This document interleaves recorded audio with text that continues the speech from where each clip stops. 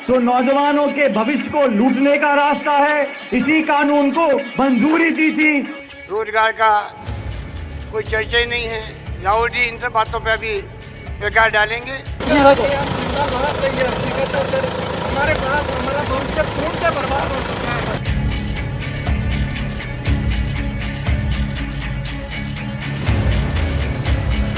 नमस्कार, राजनीतिक खबरों के सबसे दिलचस्प ठिकाने में मैं रूपेश मिश्रा आप सभी का स्वागत करता हूं। दो पल में जान जाओगे सरकारों की असलियत, एक बार बेरोजगारों की टोली में आकर तो बैठो। जी हां, राजस्थान में सचिन पायलट बनाम अशोक गहलोत के बीच सियासी वर्चस्व की जंग तो बदस्तूर जारी है, लेकिन इसी बीच बेरोजगारों का मुद्दा भी खड़ा हो गया है।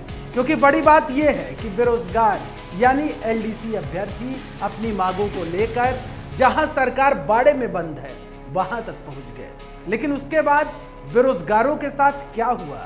क्या सरकार के किसी नुमाइंदे ने उनसे बातचीत की?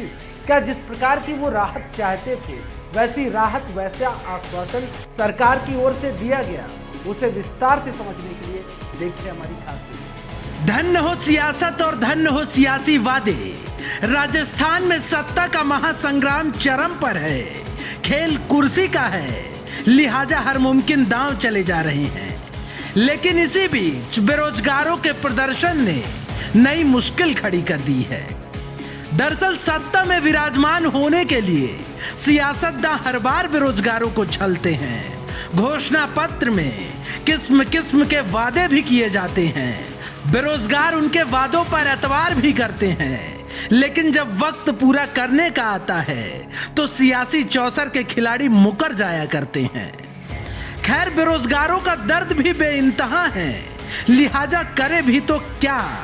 बेरोजगार अपनी मांगों को लेकर गहलोत सरकार के बाड़े के बाहर ही पहुंच गए। आपको बता दें कि एलडीसी अभ्यर्थी अपनी मांगे मनवाने के लिए धोरों की धरा यानी जैसलमेर पहुंच गए। खैर, बेरोजगारों की मजबूरी का अंदाजा इस बात से लगाइए कि जो बेरोजगार पाई पाई का हिसाब रखता है वो किन और कैसे परिस्थितियों में ऐसे कदम उठाने पर विवश होता होगा, क्योंकि ना तो किसी भी बेरोजगार के अभिभावक चाहते हैं और ना ही वो बेरोजगार कि वो ऐसे कदम उठाए, लेकिन मजबूरियां दर बदर भटकने पर उन्हें मजबूर कर देती हैं।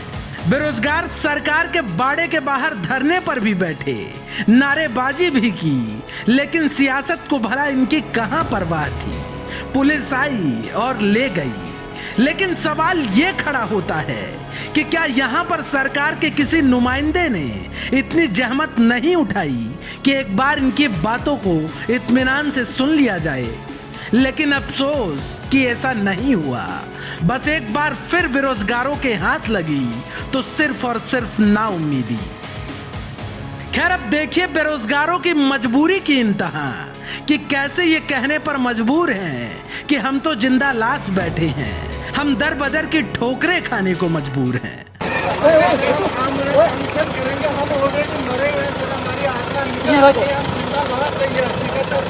हमारे पास हमारा भविष्य पूर्ण बर्बाद हो चुका है। हमारे पास कोई ऑप्शन नहीं है। दरअसल इन बेरोजगारों की सत्ता में विराजमान निजाम से ख्वाहिश सिर्फ इतनी है कि एलडीसी भर्ती 2018 में अंतिम परिणाम के बाद ओबीसी और जनरल के 587 पदों पर जो कटौती की गई है, इस फैसले को सरकार फौरन वापस ले।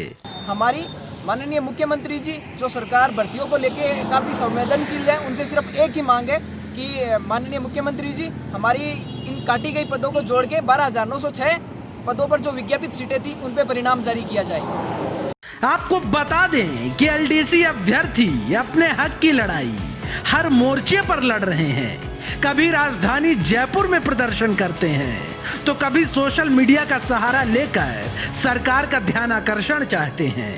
लेकिन लंबे अरसे से लड़ी जा रही इस लड़ाई पर अभी भी सरकार कोई ठोस कदम उठाते नजर नहीं आ रही है, क्योंकि सरकार अभी सिर्फ विधायकों की मांगों पर ध्यान दे रही है, क्योंकि हालात विकट हैं। Bureau report, the fact India.